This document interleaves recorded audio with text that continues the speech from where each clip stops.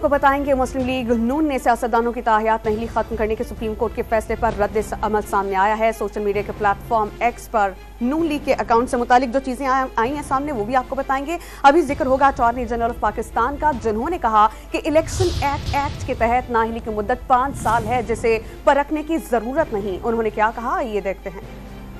Have to allow the nomination papers if they're challenged on the basis of 62(1)(f. I think जब तक वो कानून नहीं आ जाता, जो पार्लियामेंट अब अगली आने वाली पार्लियामेंट देगी, तब तक जो 5 साल मुद्दत वाला कानून था उसका क्या हुआ? उसको they left it untouched.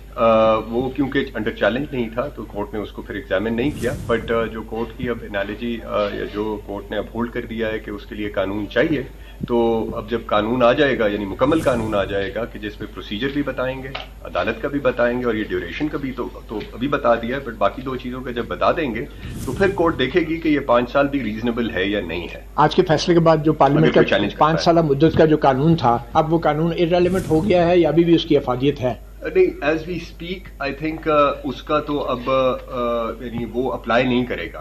Apply इसलिए नहीं करेगा कि कोई भी डिक्लेरेशन जो अब तक आए हैं 62(1)(f) के, वो सारे ही अब इस वक्त नॉन एस्ट हो चुके हैं।